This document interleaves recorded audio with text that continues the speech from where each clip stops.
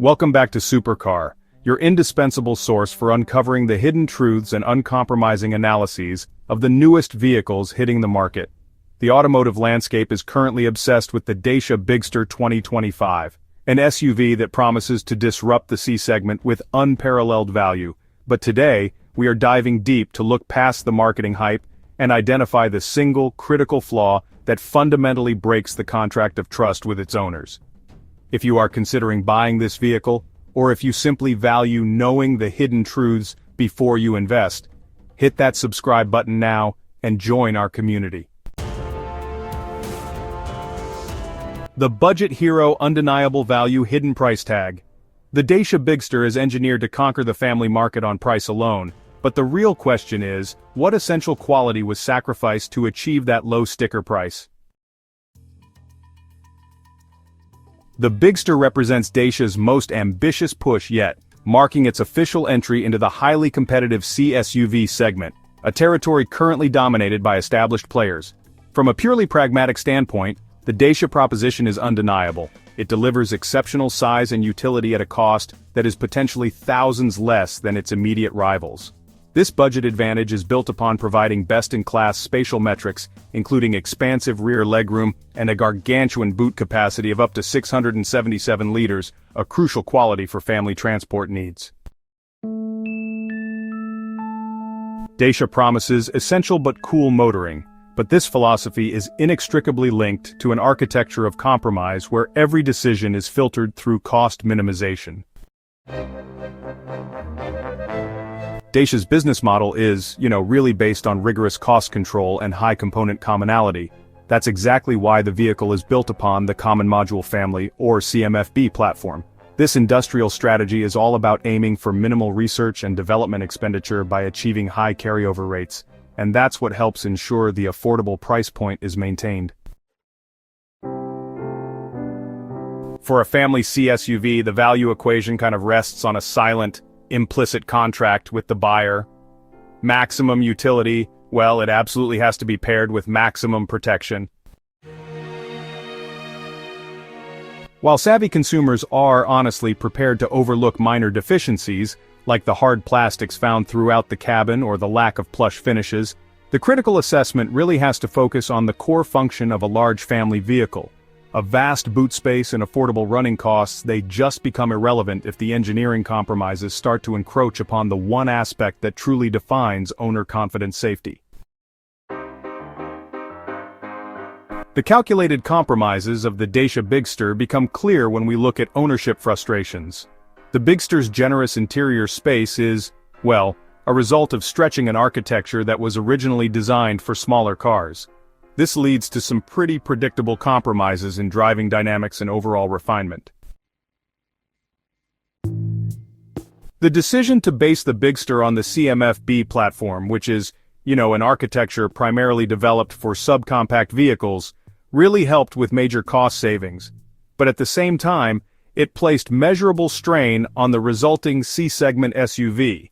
The inevitable consequence, as noted in expert reviews, is a compromised driving dynamic. Some reviews even point out a firm ride and woolly steering that honestly detracts from the ownership experience. The promise of a spacious C-SUV interior comes at the expense of premium tactility. This makes the Bigster feel less like a cruiser and instead more like durable utility transport. Despite offering features like a 10.1-inch central touchscreen and a digital instrument panel, critics have repeatedly highlighted the prevalence of hard plastics throughout the interior, and the screens themselves suffering from noticeable lag and, dated graphics suggesting the underlying electronic architecture is already struggling to keep pace. Furthermore, owners have already reported that the camera systems, including the optional 360-degree camera pack, suffer from unacceptably low resolution. Dacia positioned the hybrid 155 powertrain as its technological flagship, yet its inherent engineering limitations and lack of refinement risk becoming a persistent daily frustration for owners. The most advanced and efficient powertrain option, the hybrid 155, utilizes Renault's E-Tech multi-mode, clutchless automatic gearbox, While intended to optimize efficiency, this complex system has been identified by reviewers and early owners as contributing to an unrefined driving personality. Reports cite the gearbox as being rough and loud, exhibiting jerky changes, especially when the engine attempts to integrate power. The unpolished powertrain paradox extends to capability. Buyers who need four-wheel drive must forego the efficiency of the hybrid system entirely. This crucial engineering constraint means the hybrid 155 powertrain is available exclusively with front-wheel drive. Buyers who genuinely require all-terrain capability must instead opt for the less powerful TCE 130 engine paired with a manual 4x4 setup, forcing owners to compromise either efficiency or capability, a compromise rarely seen in rival C-SUVs. The core betrayal safety sacrificed for price. We can tolerate a noisy engine or a cheap interior, but the line is drawn when affordability compromises the fundamental duty of a family vehicle, protecting its occupants. The issue that truly compromises owner confidence and serves as the single most critical flaw of the Dacia Bigster 2025 is the 3-star overall Euro NCAP Safety Rating. In the highly competitive C-SUV segment where, pretty much all major competitors achieve the maximum 5-star rating, this 3-star score immediately flags the Bigster as structurally and technologically lagging. For customers drawn to the Bigster for its utility and space for family trips, the 3-star rating is, honestly, an undeniable indicator that the vehicle offers a lower threshold of protection than its rivals. This result is a direct contradiction to the implicit promise a large family SUV makes to its buyers, suggesting that the drive for cost savings came at the expense of essential protective engineering. The 3-star result was not merely a passive failure but rather a direct reflection of Dacia's active choice to, strategically omit critical, life-saving preventative technologies to save money. A detailed analysis of the Euro NCAP breakdown reveals that the Bigster achieved a strikingly low score of just 57% in the Safety Assist category. While Dacia ensures the Bigster complies with baseline legal standards, the 57% score confirms that the company deliberately skimped on advanced driver assistance systems, or ADAS, that actively prevent collisions.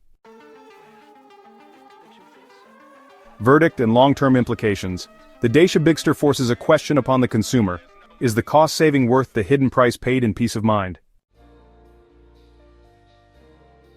The secondary flaws, the unrefined hybrid system, the hard plastics, and the dated technology, will lead to persistent, grinding ownership frustrations. The central and defining failure, however, lies in the safety proposition.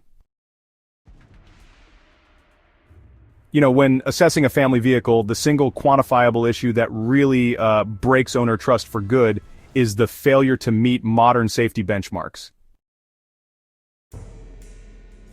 By strategically under-engineering the vehicle's passive protection, resulting in the low 69% adult protection score, and actively omitting crucial ADAS systems, Dacia asks the family buyer to accept an unacceptable safety discount. A 3-star Euro NCAP safety rating is the undeniable objective evidence that the Bigster, despite its impressive size and affordability, is engineered to a significantly lower standard of protection than its direct C-SUV rivals, making the initial saving look, irrelevant in the face of long-term risk and depreciated value. The evidence is clear. Now the decision rests with you. Are the savings worth the sacrifice? We have provided the evidence that exposes the hidden costs of the Bigster's budget hero status. If you found this analysis helpful, please share it widely to inform other potential buyers. Let us know your thoughts on Dacia's strategy in the comments below. And don't forget to like this video and subscribe to Supercar for more unbiased automotive insights. Thanks for watching, and we'll see you in the next one.